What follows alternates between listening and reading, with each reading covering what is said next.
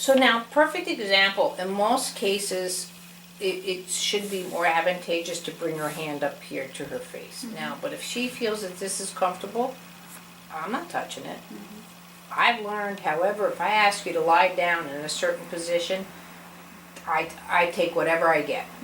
And if someone's very confused, like if they go, I say lie on your left side, and they go, so you want to work on my left side? Not if you're lying down on it. You know, I'll just finally say, however you lie down in bed, just lie down.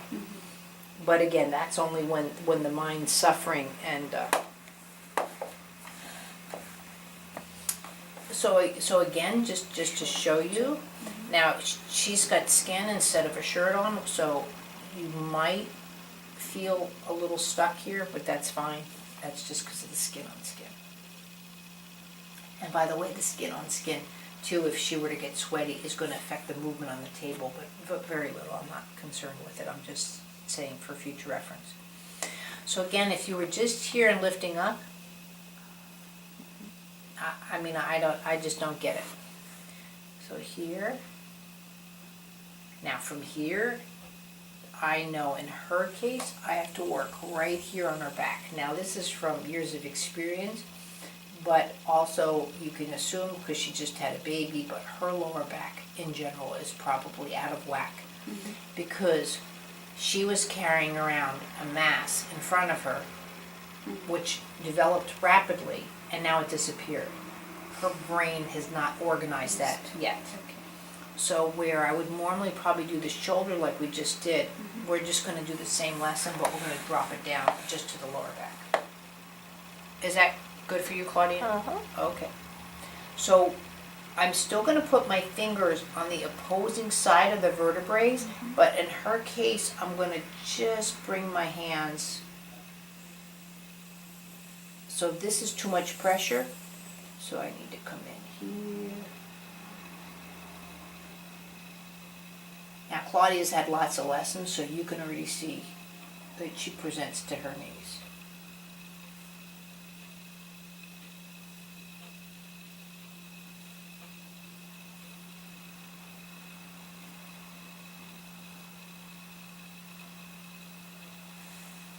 And I still find the shoulder too heavy, so now I've just changed my mind.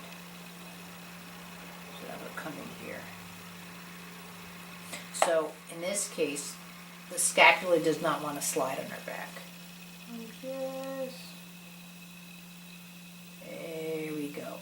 That rotation, if you saw it, it's like wringing out a dish rag. So I come here, twist, see my right hand's going down, my left hand's going out, my palm heel's actually going a little bit further.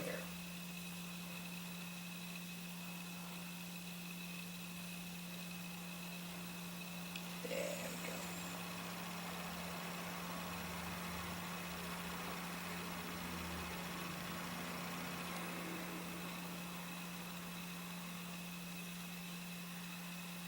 So I'm going to come down here, slide the rib cages again.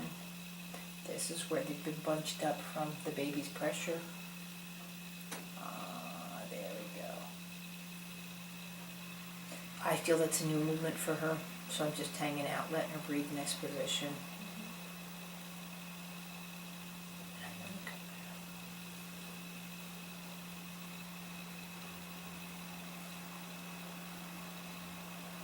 And now I can go back here and see.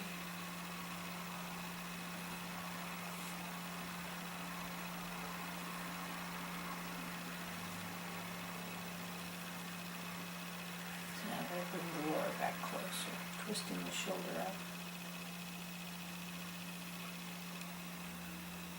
Right now you're not going to see massive changes. That's another thing. Partly because I like giving an hour lesson. I mean, honestly, if I only had 25 minutes with you, good God, would I have to sit there and whip out of my hat? For feeling that you need to see something.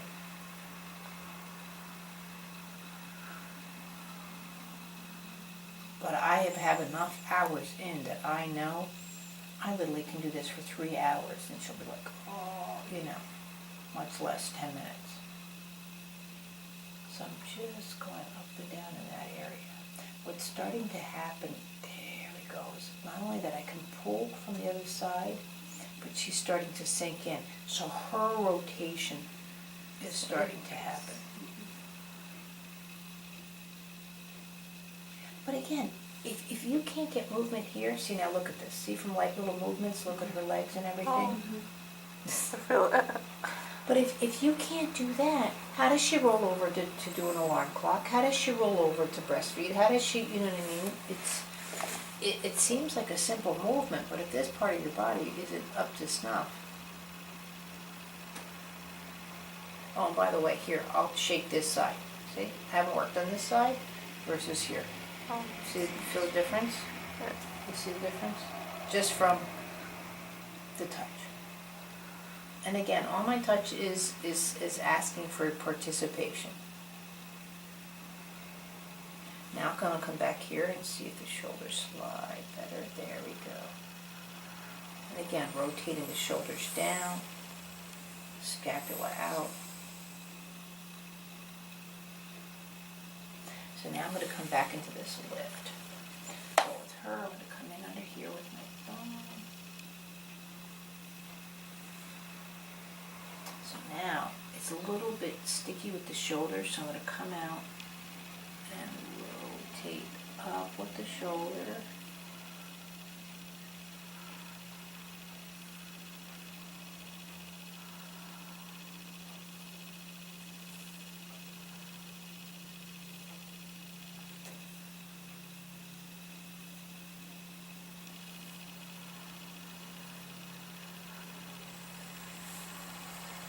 And then too, what I also like to do, let's say someone says, I'm coming, want this lesson because my neck hurts, and I still have decided I'm going to do this. I'll acknowledge, you know. So just notice your neck, at least touch the area. Then at least their brain's saying, she heard me. She heard me that my neck bothered me. I at least touch it, acknowledge it, and then I go and do my thing. Even let's say if someone regularly comes to me, then they usually let me just play with them. I'll say, is there anything I need to address, or can I just do what I want to do? Oh, just, have fun. Okay.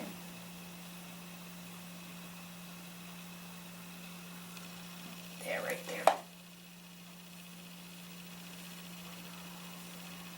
This is almost looks like, I hate to say it, Claudia, but like kneading bread. It's that same touch. Yeah. And stew, to do bread that's all rolling. And the touch is very much like taking the dumpling and just sealing it versus wrecking the dough.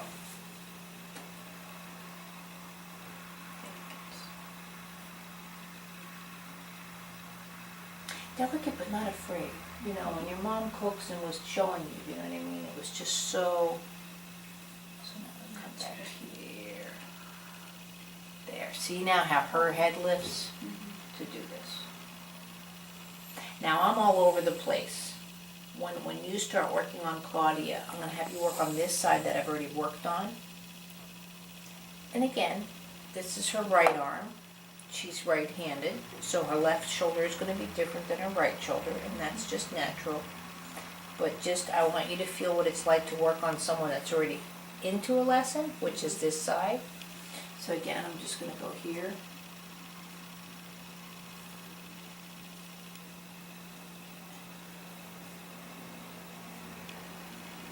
We're 80% fluid. I should be able to touch someone and get that movement.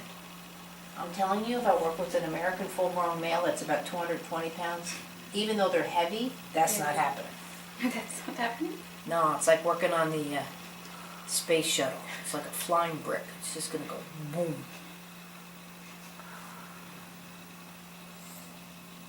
Even that's what people don't understand. Even very obese people aren't jiggly. They've got so much constrictions.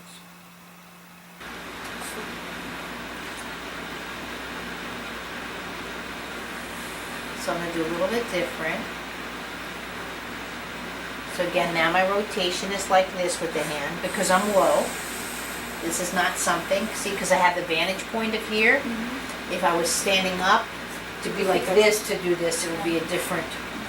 But what I'm doing here is lightly lifting the shoulder. Very comfortable. And I'm not really lifting. The hand here is actually doing more work to making the shoulder be available. I'm not doing this and just going for a ride here. It's much more that the right hand is doing, I think, more of an effort. But it's still in a tandem. And then I'm going to go back into the original.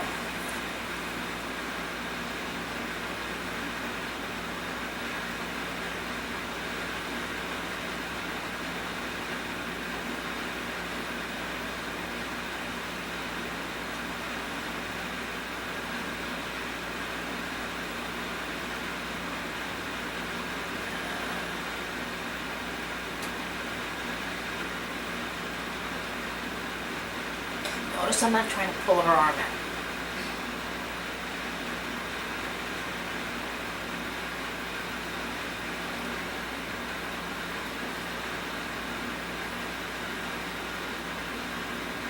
Look at the whole shoulder too, that's feeding. It's all that rotation. And if the arm doesn't rotate, you know, like when she started, well, how's that going to her back, you know what I mean? Or slapping a plate when there's no rotation, but it's already starting to.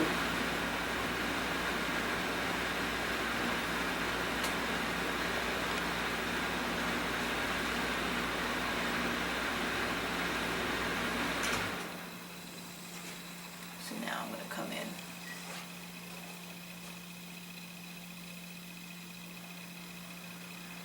She's checking the beam.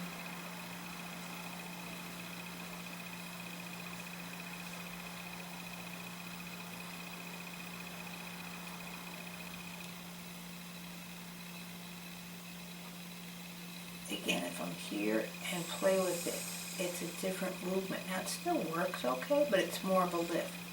Putting my hand just across the shoulders, rotating the neck. It'll actually feel much more, I think, like a massage in the neck as well to the person you're working on. But you don't want to squeeze. All I'm doing, because I squeeze, see that's a massage. And it still might feel good, but then you find your other hand wants to pulse versus. And also I do just as much sometimes pushing down. You want that opposition to gravity. So to know more of a gravitational force creates a release. Yeah. So even to come here, I do a flat hand and I can push down. But see how her body still rotates? And then coming up. Oh, that feels really good. But see how it creates a release? And then go back here.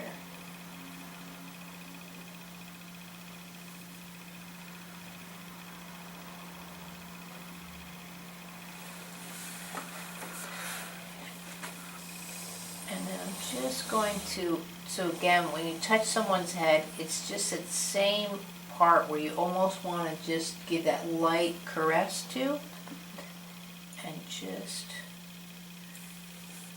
come in here. So I'm pulling on the bicep. Now right here, as you can see, there's like no lift to her head. That's okay. That head should not be attached to the spine. It's a total separate unit. And also, we don't have a neck. We have a spine. It's just the part that it's just exposed.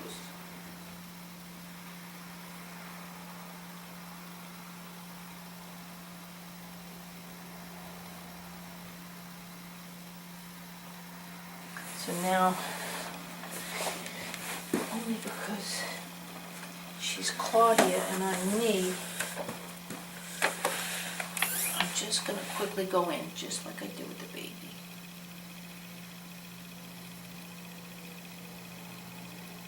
This is where I call it's like microsurgery without knives. So you'll see the same thing. rotation, but see how I'm rotating where the head's being pressed into the ground Into the ground. and up. Okay. There we go.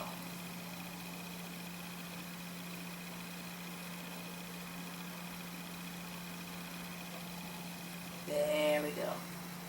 So our head can go back and forth now on the spine. Okay? And this is walking. So now, like walking, my hands, fingers, can just quickly, again, just to acknowledge all the points on the head. When I say points, I'm not talking trigger points. I have no idea what a trigger point is, and I don't get it. I looked that up on YouTube, and it didn't make sense to me. You're supposed to Trigger like point for go what? to like one spot here and like apply pressure, and like it's gonna do something. To cure your migraine or something. Back pain. My whole thing is, I don't care if you're having pain, seizures, MS, fibromyalgia, whatever. You have to learn to move around it. Period. The end. Now, how you move around a stroke might be different than where you want to move around a stroke. But you gotta learn to move through it, around it, and if you don't move it, you lose it. It's just, even if your daughter, quote, doesn't sit up, doesn't do what it's going to do for her breathing, lack of hospitalizations, her lung functions, her, you know what I mean? People don't think of all these kids when they just keep lying flat. Well, no wonder they go into pneumonia. It's just, they have no choice.